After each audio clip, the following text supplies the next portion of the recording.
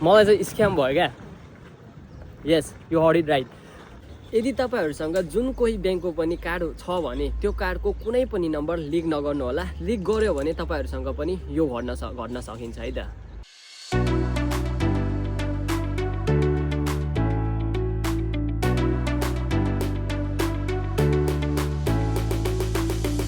So hey guys, welcome back to my YouTube channel and new video. So guys, आजको नयाँ भिडियोमा पनि तपाईँहरूलाई स्वागत छ। आशा छ तपाईँहरूले सदाको भिडियोहरूमा चाहिँ आजको यो भिडियोमा पनि साथ सपोर्ट र माया यतिकै देखाइदिनु हुनेछ।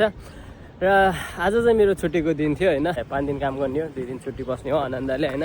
यताउता जाने हो, भिडियो सिडियो बनाउने हो, अनि रुममा यतिकै बस्ने हो होइन। भएको बेला साथी मिलेको बेला जता पाए त्यतै घुम्न जाइदिन्छु। साथी नमिलेको बेला यतिकै आफू बसेकै ठाउँतिर भ्लग भिडियोहरू बनाउँदै अथवा आफूले भोगेको नयाँ नयाँ भिडियोहरूको कन्टेन्टहरू बनाउँदै तपाईँहरू सामु प्रस्तुत गर्ने गर्छु। र आज भनेको चाहिँ एउटा के छ भने तपाईँहरू सामु एउटा अलर्ट सम्बन्धी भिडियो लिएर आएको छु।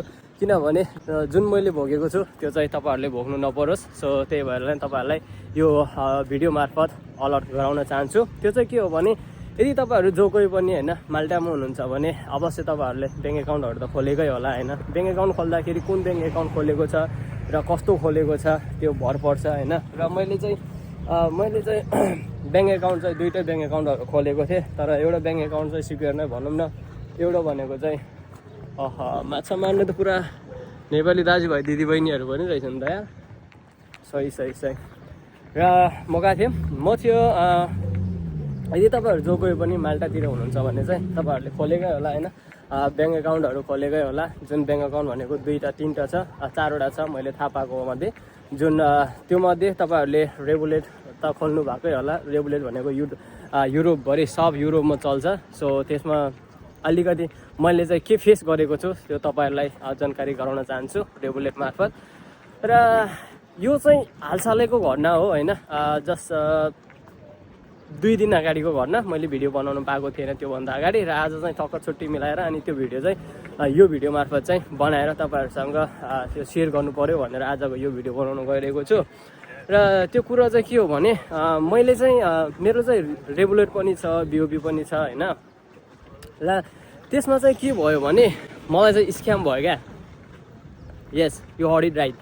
म चाहिँ स्क्याममा परेँ क्या। रेगुलेट ब्याङ्कको एकाउन्टको स्क्याममा परेँ। त्यो स्क्याम के हो म तपाईँहरूलाई भन्छु र कसरी भयो त्यो पनि भन्छु। सो भिडियोलाई लास्टसम्म हेरिदिनु होला। र यदि तपाईँहरू त्यस्तोमा पर्दै हुनुहुन्छ भने चाहिँ तपाईँहरू पनि होसियार रहनु होला।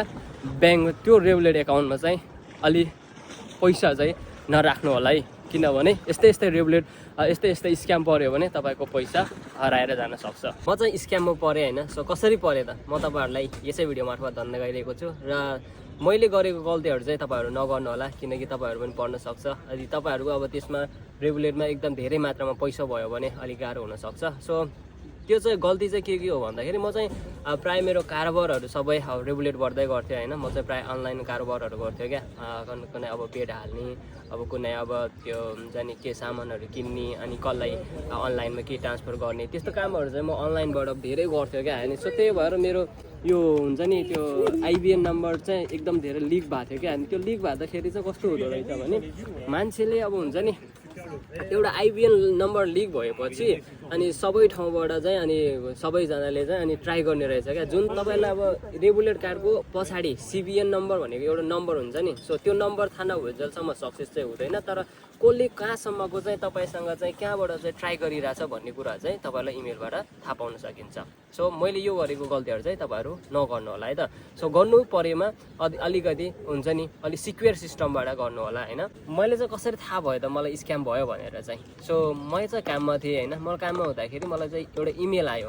अनि इमेल आउँदाखेरि चाहिँ मैले हेरेँ, अनि तेरो चाहिँ यो लास्ट यो कार्ड नम्बरको यहाँ चाहिँ पेमेन्टको ट्राई गरिएको छ, यहाँसम्म चाहिँ पुगेको छ, यो त हो कि होइन भनेर चाहिँ मलाई यो इमेल आएको थियो क्या। अनि त्यो इमेलमा चाहिँ भनेको थियो कि तेरो चाहिँ कार्ड स्वाइप भएको छ अथवा तेरो चाहिँ ट्रान्जेक्सनहरू हुन थालेको छ भनेर भनेको थियो। अनि त्यसपछि चाहिँ मैले भने कि यो त म होइन र मैले गरेको होइन भनेर भने। अनि त्यसपछि चाहिँ मैले तुरुन्तै मेरो कार्डलाई फ्रोजन गर्नको लागि त्यहाँबाट चाहिँ लगाइदिएँ। धन्न मेरो रेगुलरमा चाहिँ धेरै पैसा पनि थिएन, त्यही पनि काटेन र त्यो कार्डमा चाहिँ लगभग मैले चाहिँ 2 युरो मात्रै राखेको थिएँ र मेरो ट्राई चाहिँ 19 युरोको भएको थियो। यसरी देख्न सकिन्छ होइन। सो त्यही भएर तपाईँको ट्राई चाहिँ हुन्छ होइन, तर ट्राई भयो पनि तपाईँको पैसा नहुन्जेलसम्म चाहिँ काट्ने कुरो हुँदैन होइन। काट्ने भयो भने चाहिँ तपाईँको काट्यो भने चाहिँ अलि लस्ट हुनसक्छ। सो त्यही भएर यदि तपाईँहरूको पनि रेगुलर एकाउन्टमा चाहिँ पैसा छ भने चाहिँ त्यसलाई चाहिँ पहिले नै सिक्योर सिस्टम तरिकाले चाहिँ कि त क्यासमा राख्नुहोस् कि त अलिकति हुन्छ नि तपाईँको सिक्योर ब्याङ्क एकाउन्टमा चाहिँ ट्रान्सफर गरेर राख्न सकिन्छ है त। नत्र तपाईँसँग पनि यस्तै खालको स्क्यामहरू हुनसक्छ है त। सो गाइज यो रहेको थियो स्क्याम एलर्ट सम्बन्धी भिडियो। सो भिडियो के कस्तो लाग्यो, भिडियो मन पऱ्यो भने चाहिँ लाइक कमेन्ट सेयर अनि च्यानलमा नयाँ हुनुहुन्छ भने चाहिँ च्यानललाई सब्सक्राइब गरेर साथ दिनु होला ताकि मैले अहिलेको नयाँ यस्तै भिडियोहरू हेर्नको लागि। So thanks for watching, keep loving and keep supporting, bye bye, see you next vlog.